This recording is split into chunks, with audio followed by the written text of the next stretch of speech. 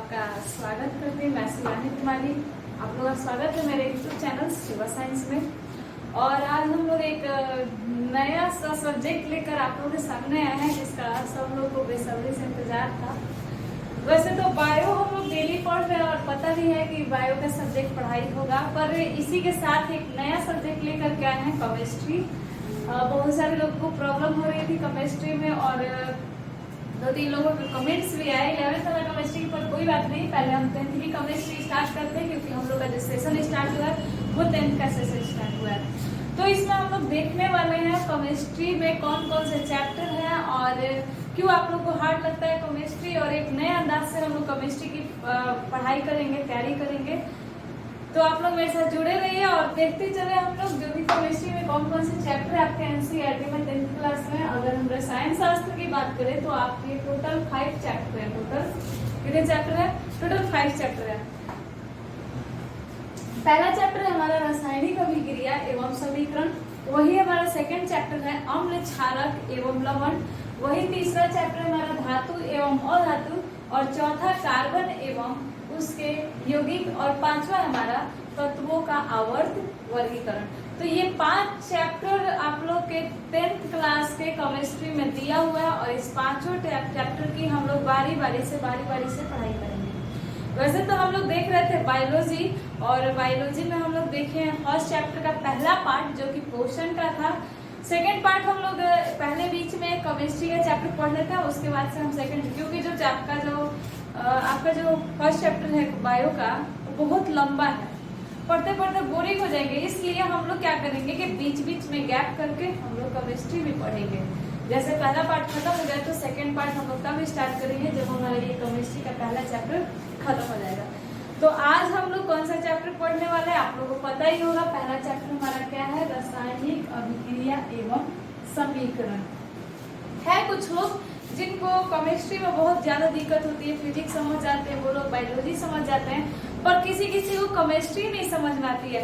पर आप लोग एक बार पढ़ के कोशिश करें, केमिस्ट्री बहुत इंटरेस्टेड सब्जेक्ट है और इसमें बहुत कुछ आप लोग की नॉर्मल जानकारियां मिलती हैं। तो आइए हम देखते हैं केमिस्ट्री में चैप्टर 1 आपका क्या कहता है। पहला हेडिंग, चैप्टर का नाम है रासायनिक अभिक्रिया एवं समीकरण। इस आप पहले सबसे पहला चीज आप लोग इस शब्द को समझें जो लिखा हुआ है, रासायनिक अभिक्रिया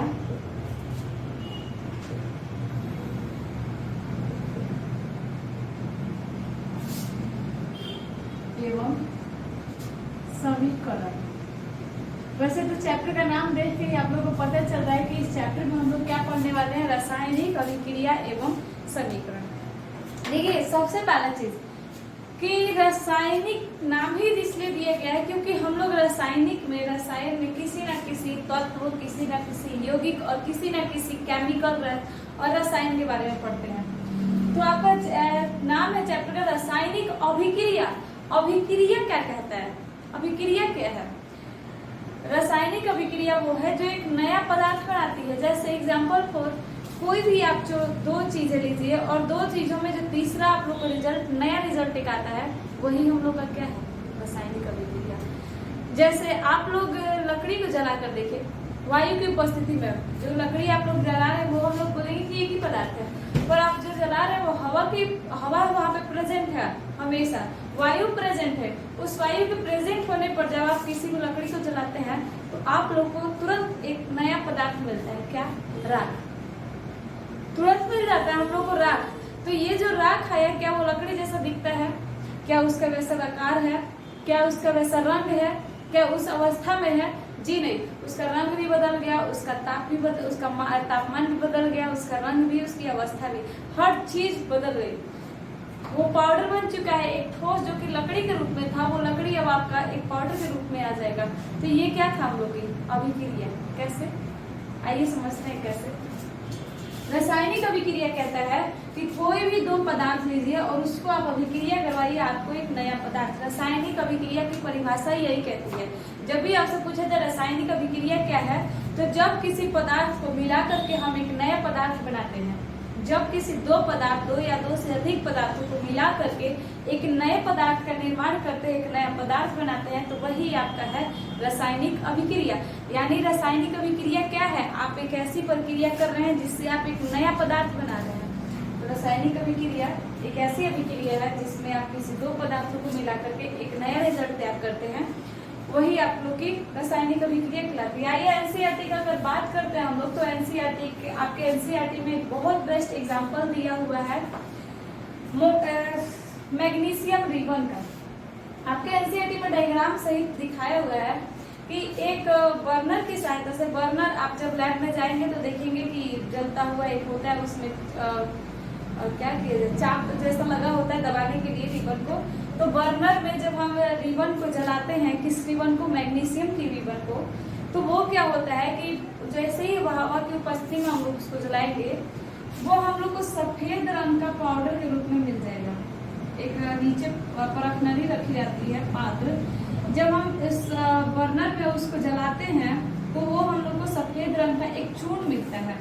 तो इससे आपको क्या दिख रहा है कि हम लोग मोमबत्ती के बीच में अभिक्रिया करवाया और वायु की उपस्थिति में और हम लोग को एक नया पदार्थ मिला। तो रासायनिक अभिक्रिया कहता ही यही है कि आप दो पदार्थों को मिलाइए और आपको एक नया सा रिजल्ट मिलेगा, वही हमारा क्या है? रासायनिक अभिक्रिया। तो रासायनिक अभिक्रिया एक ऐसी प्रक्रिया है जिसमें किसी पदार्थों को मिलाने से एक नए पदार्थ का निर्माण होता है, वही हमारा रासायनिक अभिक्रिया। तो रासायनिक अभिक्रिया में हम लोग देखेंगे आपका एक बता तो दिया एनसीईआरटी में एक बहुत बेस्ट एग्जांपल दिया हुआ है कि जब मैग्नीशियम रिबन को वायु की उपस्थिति में जलाई जाती है तो वो दोनों मिल करके एक नया पदार्थ बना देते हैं, क्या? सफेद चूर्ण। आप लोग घरों में डेली नहीं देखते हैं, हम लोग क्या से क्या बना लेते हैं घर में। आप दूध चाय बनाने के लिए दूध लेते हैं, दूध का अलग क्वालिटी होता है, चीनी का अलग क्वालिटी होता है, चीनी की अवस्था अलग होती है, रंग अलग होता है, दूध का रंग अलग होता है, पर हम सारी चीजों को मिक्स करके एक नया चीज बना देते हैं, क्या? वो नया चीज है हमारा चाय। तो यही तो है आपका रसायन, यही तो है केमिस्ट्री।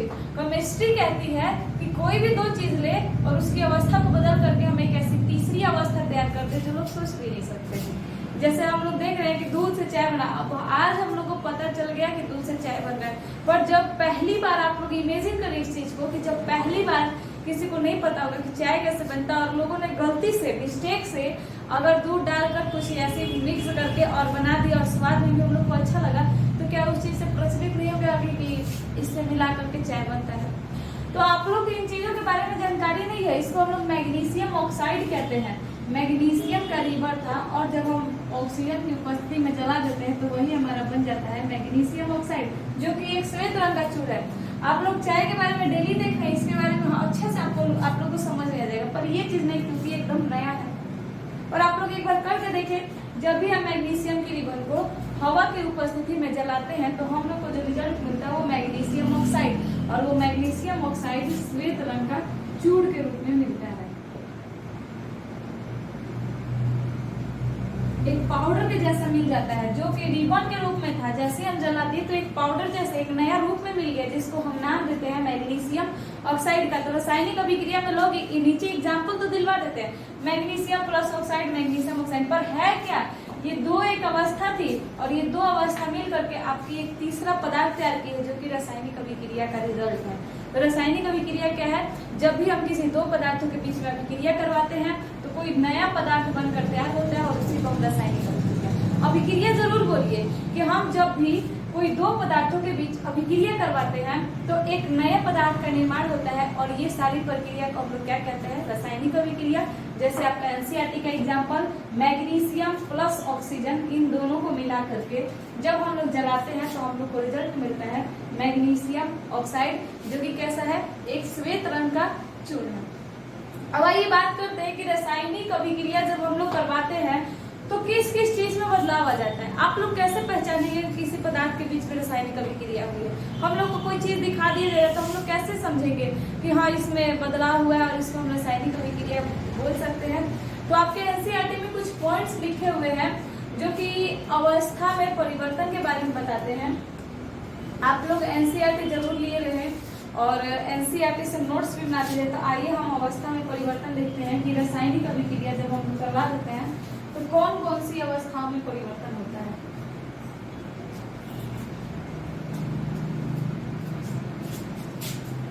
पहले सबसे पहली चीज तो किस में परिवर्तन होगा, अवस्था में परिवर्तन। पहला पॉइंट कि रासायनिक अभिक्रिया जब हम लोग करवाते हैं तो क्या क्या चेंजिंग हम लोग को दिखेगा।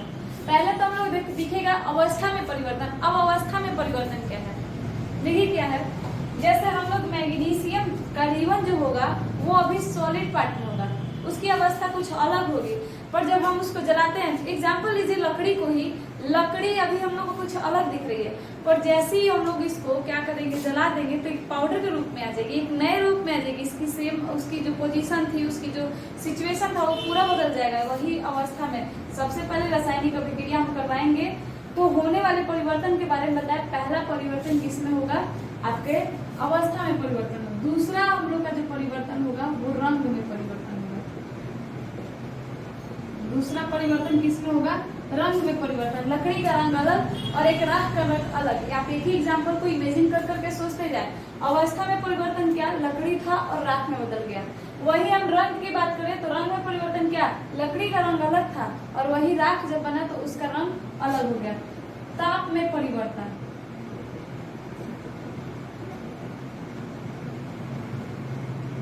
ताप में परिवर्तन। और चौथा चीज है गैस का उत्सर्जन। आप लोग एनसीईआरटी में चारों पॉइंट्स मिल जाएंगे, पर आप लोग इस पॉइंट को लिखना ज्यादा जरूरी नहीं है, समझना ज्यादा जरूरी है कि ये पॉइंट्स कहते क्या है।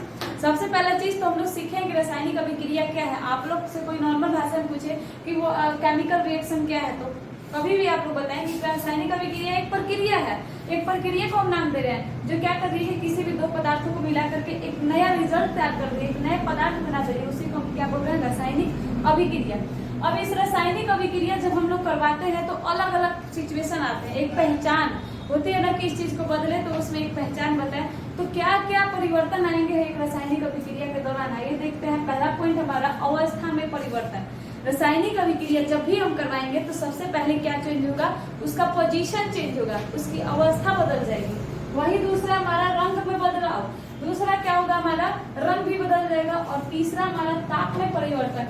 हो सकता है कि लकड़ी का तापमान पहले जलने से पहले कुछ और हो और जलने के बाद जो राख बना उसका तापमान कुछ और हो। तो पहला तो अवस्था में परिवर्तन, दूसरा रंग में परिवर्तन, वही तीसरा हमारा है ताप में परिवर्तन। चौथा हम लोग का गैस का उत्सर्जन। गैस का उत्सर्जन कोई भी अभिक्रिया हम लोग करवाते हैं तो सारे रिएक्शन में नहीं, पर कोई कोई अभिक्रिया में क्या होता है कि कुछ गैसें निकलती हैं जिसको हम बोल रहे हैं गैस का उत्सर्जन। एग्जाम्पल फॉर आपका दूसरा किताब के नेक्स्ट पेज में एक एग्जाम्पल दिया हुआ है। फ्लास्क कच्चा कांच का शीशा है और उस कांच के शीशे में आप लोग देखेंगे कि जिंक और H2SO4 का रिएक्शन जब करवाया जाता है तो उसमें हाइड्रोजन गैस निकलता है। इस चीज को प्लीज आप लोग देख लीजिएगा, समझ लीजिएगा। उस चीज को थोड़ा सा बता दे रहे हैं हल्का, पर डायग्राम आप लोग बुक में देख सकते हैं। एक फ्लास्क का चित्र दिया हुआ है, उस फ्लास्क के चित्र में आप लोग को दिखाया हुआ है कि जब जिंक और H2SO4 को हम मिला रहे हैं तो हाइड्रोजन गैस लगातार निकल रही है। तो वहां पे आप लोग इस पॉइंट को देख ले कि हाइड्रोजन गैस जो निकल रही है वही चीज यहाँ पे लिखा हुआ है कि हो सकता है कि हम रासायनिक अभिक्रिया करवाएं तो हो सकता है किसी में अवस्था बदलते दिखती हो हम लोग की, किसी में हो सकता है कि रंग में चेंजिंग हो, तीसरा हो सकता है कि उसका तापमान अलग हो, और चौथा हमारा हो सकता है कि रासायनिक अभिक्रिया करवाने के दौरान गैस उत्सर्जित हो रही, गैस निकल रहे हो। तो ये था हमारा रासायनिक अभिक्रिया। इसमें कोई बड़ी बात नहीं है, बहुत आसान सा चीज है कि किसी दो चीज को मिला रहे हैं, एक नया रिजल्ट तैयार हो रहा है, यही आपकी रासायनिक अभिक्रिया है। पर फिर भी लोग इस चैप्टर से पता नहीं क्यों डर जाते हैं। हार्ड नहीं है, बहुत ईजी है, बस थोड़ा सा माइंड प्रेजेंट करना, थोड़ा सा माइंड लगाए आप लोग, बहुत ईजी है, समझ में आ जाएगा। उसकी अवस्था को भी देखिए कि कहाँ पे बदलाव हो रहा है। अब आगे चलते हैं, हम बात करते हैं रासायनिक समीकरण की। सेकेंड पॉइंट है हमारा रासायनिक समीकरण।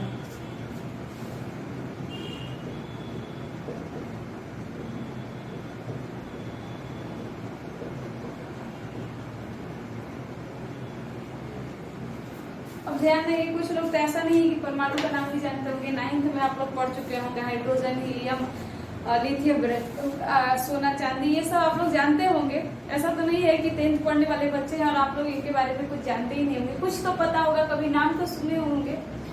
तो यहाँ पे ध्यान दीजिएगा, रासायनिक समीकरण यानी रसायन में अब हम लोग को अगर आपको किसी चीज के बारे में कोई एक नया पदार्थ आप लोग बना कर लाए, ठीक है, मान लीजिए पजल सा है, पजल गेम है, और किसी को समझाना है तो आप कुछ ना कुछ जरूर लिखिएगा, कुछ ना कुछ तरीका जरूर अपनाइएगा, सिंबल।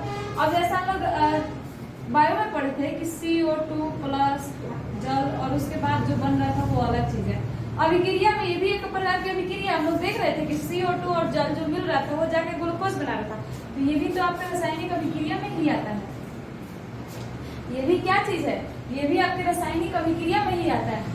वैसे ही हमारा रासायनिक समीकरण क्या है, रासायनिक समीकरण बस एक माध्यम है जो रासायनिक अभिक्रिया को व्यक्त करता है। किसकी मदद से? हो सकता है इसमें हम लोग कुछ चिन्ह का प्रयोग करें, हो सकता है इसमें हम रासायनिक सूत्र जैसे आपका CO2 रासायनिक सूत्र का प्रयोग करें, कुछ चिन्ह का प्रयोग करें, कुछ संकेत का प्रयोग करें, तो इसी चीज को तो हम नाम दे रहे हैं रासायनिक समीकरण। ध्यान से सुनिएगा, रासायनिक समीकरण में रासायनिक अभिक्रिया को दिखाने के लिए हम लोग रासायनिक सूत्र, चिन्ह, संकेत आदि का प्रयोग करते हैं और इसी को हम लोग किसका नाम देते हैं? रासायनिक समीकरण का। तो बहुत इजी है, रासायनिक समीकरण क्या है, सब्जेक्टिव आप लोग रट्टा मारने से अच्छा है तो इस चीज को समझ ले। जो आप लोग लिखते हैं जल, आप लोग अधिकतर लोग तो जल तो बनाते ही होंगे, जल का रासायनिक अभिक्रिया सब लोग पढ़े होंगे, H+O2 और बराबर H2O जल। तो यहाँ पे आप लोग क्या के लिए हैं? रासायनिक सूत्र लिए हैं, O2, H, ये सब क्या है आपका रासायनिक सूत्र। रासायनिक अभिक्रिया ये किसको दिखा रहे हैं? अभिक्रिया को दिखा रहे हैं कि हाइड्रोजन ऑक्सीजन को मिला देंगे तो जल बनेगा। ये भी तो एक प्रकार की अभिक्रिया है जो दो अलग अलग पदार्थ मिलकर एक तीसरा जल तैयार कर रही है। तो दो पदार्थ मिल करके क्या किए, तो ये तो हमारा रासायनिक अभिक्रिया होगा। पर रासायनिक समीकरण हम लोग बात कर रहे हैं किसकी? रासायनिक समीकरण की। रासायनिक समीकरण क्या कहता है कि रासायनिक अभिक्रिया को दिखाने के लिए हम लोग रासायनिक सूत्र, चिन्ह, संकेत आदि का प्रयोग करते हैं और इसे ही हम लोग क्या कहते हैं? रासायनिक समीकरण। तो इस प्रकार से आपका रासायनिक समीकरण है, इसमें कुछ हार्ड नहीं है। और आगे चल करके हम लोग इसमें पढ़ेंगे कि रासायनिक समीकरण को लिखने का तरीका क्या होता है। इसी रासायनिक समीकरण में आपको दो शब्द मिलेंगे, अभिकारक और दूसरा मिलेगा उत्पाद। अभिकारक और एक हम लोग का मिलेगा उत्पाद। रासायनिक अभिक्रिया जब आप लोग पढ़ लेंगे तो हम लोग सीखेंगे कि रासायनिक अभिक्रिया को व्यक्त किससे करते हैं, तो रासायनिक समीकरण से। और रासायनिक समीकरण में क्या क्या चीजें होती हैं? आपकी रासायनिक सूत्र होंगे, चिन्ह होंगे और संकेत, और इन्हीं की मदद से जब हम अभिक्रिया रासायनिक अभिक्रिया को दिखाते हैं, दर्शाते हैं, तो इसी प्रक्रिया को हम लोग रासायनिक समीकरण कहते हैं। वही हम रासायनिक समीकरण में हम लोग को दो चीजें बार बार मिलेंगी, एक अभिकारक का नाम और दूसरा उत्पाद का नाम। अभिकारक वो है जो आप शामिल कर रहे हैं, जैसे दूध, चीनी, चाय पत्ती या आप चाय बनाने के लिए शामिल कर रहे थे, तो जो चीजें आप डाल रहे हैं वो आपका अभिकारक है। और आप लोग को रिजल्ट क्या मिला इन चीजों को डालने के बाद? चाय। तो ये आपका क्या है? उत्पाद। हाइड्रोजन और ऑक्सीजन आप लोग लिए जल बनाने के लिए, तो जो जल बनाने के लिए भाग लिए इस अभिक्रिया में, उसी को हम लोग क्या कर रहे हैं? अभिकारक। और जो अभिकारक आपका रिजल्ट तैयार किया, जो भी बनाया, उसी को हम लोग क्या कहते हैं? तो उत्पाद। तो अभिक्रिया के दौरान भाग लेने वाले तत्वों को, भाग लेने वाले पदार्थों को हम लोग क्या कहते हैं? किस नाम से आते हैं? अभिकारक के नाम से। वही अभिकारक मिल करके जब एक नया पदार्थ तैयार कर देते हैं तो उसको हम लोग नाम देते हैं उत्पाद का। अभिकारक क्या है? रासायनिक अभिक्रिया के दौरान भाग लेने वाली पदार्थों को, अभिक्रिया में भाग लेने वाली पदार्थों को अभिकारक कह रहे हैं। वही अभिकारक जब एक नए पदार्थ को तैयार कर देती है तो उसी को हम लोग उत्पाद कह देते हैं। यही बात करें आपके एनसीईआरटी में, तो एनसीईआरटी में आपके लिखा हुआ है कि अभिकारक में रासायनिक परिवर्तन होता है। यानी अगर एनसीईआरटी के अनुसार आप लोग परिभाषा देखेंगे तो एनसीईआरटी कहता है कि जिसमें रासायनिक परिवर्तन होता है उसे अभिकारक कहते हैं। रासायनिक परिवर्तन मतलब देखिए क्या, जल बनाने के लिए बदलाव किसमें होगा? चेंजिंग किसमें होगी? हाइड्रोजन में और ऑक्सीजन में, ना कि जल में। जल तो हमारा रिजल्ट है, जल तो हमारा उत्पाद है, उसमें कुछ भी बदलाव नहीं होगा, तो खुद बदला हुआ रूप है। पर बदलने का काम कौन कर रहे हैं? अभिकारक। तो एनसीईआरटी को भी समझिए, एनसीईआरटी आपको कहता है कि जिन पदार्थों में रासायनिक परिवर्तन होते हैं उसे हम लोग अभिकारक कहते हैं। और रासायनिक परिवर्तन होने के बाद जो नया पदार्थ बनता है उसे हम लोग उत्पाद कहते हैं। तो यही अंतर था आपके अभिकारक और उत्पाद में। तो पहला चीज तो आपका 2-3 क्वेश्चन इसी में मिल गया कि रासायनिक अभिक्रिया क्या है। तो रासायनिक अभिक्रिया हम लोग देख लिए, दो कोई पदार्थ मिला, नया रिजल्ट मिला, वही हमारा रासायनिक अभिक्रिया था।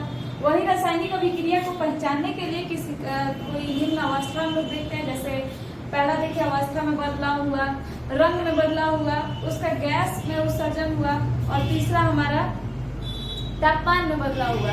इसी तरीके से हम लोग आगे चैप्टर का नाम है रासायनिक अभिक्रिया समीकरण। तो रासायनिक अभिक्रिया तो हम लोग देख चुके, अब हम लोग देखेंगे रासायनिक समीकरण। तो रासायनिक समीकरण में आप लोग की 2-3 चीजें आती हैं, जैसे रासायनिक सूत्र, चिन्ह, संकेत। इनका प्रयोग हम लोग करते हैं किसी भी अभिक्रिया को दिखाने के लिए, तो उसे ही हम लोग कहते हैं रासायनिक समीकरण।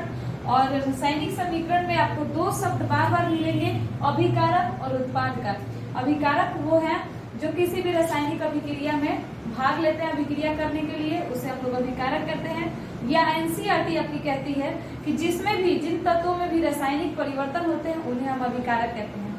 वही उत्पाद की बात करें तो अभिकारक मिल करके जो भी नए पदार्थ बनाते हैं उसी को हम लोग किस नाम से जानते हैं, रसायन और उत्पाद के नाम से जानते हैं।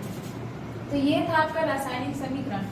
अब हम लोग सीखेंगे कि रासायनिक समीकरण को लिखने का नियम क्या होता है, तरीका क्या होता है, इसमें कौन कौन सी चीजें शामिल होती हैं, किसको क्या बोला जाता है। ये सारी चीजें हम लोग देखेंगे किसमें, रासायनिक समीकरण को लिखने के नियम में।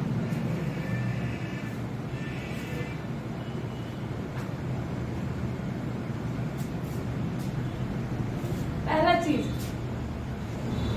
एक एग्जांपल लेते हैं, C+O2 क्या बना, CO2। इसमें आप लोग पॉइंट वाइज ध्यान से देखते जाएंगे। सबसे पहला चीज क्या है, किसी भी रासायनिक समीकरण में 2 पदार्थ जरूर शामिल होते हैं, पहला तो अभिकारक और उत्पाद। तो पहले हम क्या लिखेंगे,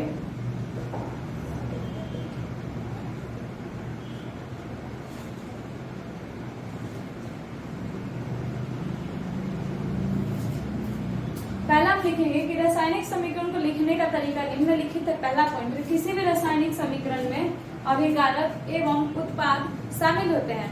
अभिकारक को हमेशा बाईं ओर लिखा जाता है, वही उत्पाद की बात करें तो हमेशा इसको दाईं ओर लिखा जाता है। आप लोग देख सकते हैं बायां और दायां ओर। तो यहाँ पे क्या बोला गया है कि कभी भी अभिकारक को, पहला नियम है आपका कि पहले तो हम लोग को रासायनिक किसी भी रासायनिक समीकरण में 2 चीजें मिलेंगी, अभिकारक और उत्पाद। वही अभिकारक को हम लोग हमेशा बाईं ओर लिखते हैं और उत्पाद को हमेशा हम लोग दाईं ओर लिखते हैं। अब बने हुए नए पदार्थ को दिखाने के लिए हम लोग इस्तेमाल करते हैं तीर का संकेत। किसका संकेत करते हैं, तीर का निशान या संकेत का प्रयोग करते हैं। ये तीर का निशान और संकेत आपको दिखाता है कि हमारा इधर अभिक्रिया होकर के एक नया रिजल्ट तैयार हुआ है। जैसा कि आप लोग देख रहे हैं कि CO2 अभिकारक है आपका, और ये अभिकारक जब रासायनिक परिवर्तन कर लेता है तो ये तीर के मदद से दिखाता है कि एक नए पदार्थ का निर्माण हुआ है। तो अभिकारक को हमेशा हम लोग बाईं ओर लिखेंगे, वही उत्पाद को हमेशा हम लोग दाईं ओर लिखेंगे। फिर दूसरा चीज हम लोग इसमें तीर का निशान, तीर का संकेत प्रयोग करेंगे। किस लिए, कि यहाँ पर उत्पाद बन रहा है, इस चीज को दिखाने के लिए हम लोग तीर के निशान का प्रयोग करते हैं। तीसरा चीज है तो प्लस का चिन्ह लगा हुआ है, यहाँ पर योग का चिन्ह लगा हुआ है। ये चीज क्या दिखाता है, ये चीज दिखाता है, ये आपका उत्पाद में भी हो सकता है और अभिकारक में भी हो सकता है। जब बड़ा बड़ा हम लोग समीकरण देखेंगे, बड़ा बड़ा इक्वेशन देखेंगे तो वहां पे दिखेगा हम लोग को कि एक तरफ अभिकारक में भी प्लस लगा हुआ है और एक तरफ हम लोग का उत्पाद में भी प्लस लगा हुआ है। तो ये प्लस आप लोग को दिखाता है कि कौन कौन सी चीजें आपस में मिल रही हैं और कौन कौन सा रिजल्ट मिला है। तो ये प्लस कभी भी कंबाइनिंग दिखा रहा है कि किन किन पदार्थों के बीच में किन किन पदार्थ, कौन कौन से पदार्थ मिल करके एक नया रिजल्ट तैयार किया है। तो यहाँ पे हम लोग प्लस के चिन्ह का प्रयोग करेंगे किसी भी पदार्थ से, जो भी पदार्थ मिल करके अभिक्रिया कर रहे हैं उसी को दिखाने के लिए। तो 2-3 नियम है इसमें, आप लोग देख लेंगे कि रासायनिक समीकरण को निम्नलिखित तरीके से दिखाया जाता है। इसमें अभिकारक और उत्पाद शामिल है, जिसमें अभिकारक को हम हमेशा बाईं ओर लिखते हैं, वही अगर बात करें उत्पाद की तो उत्पाद को हमेशा हम लोग दाईं ओर लिखते हैं।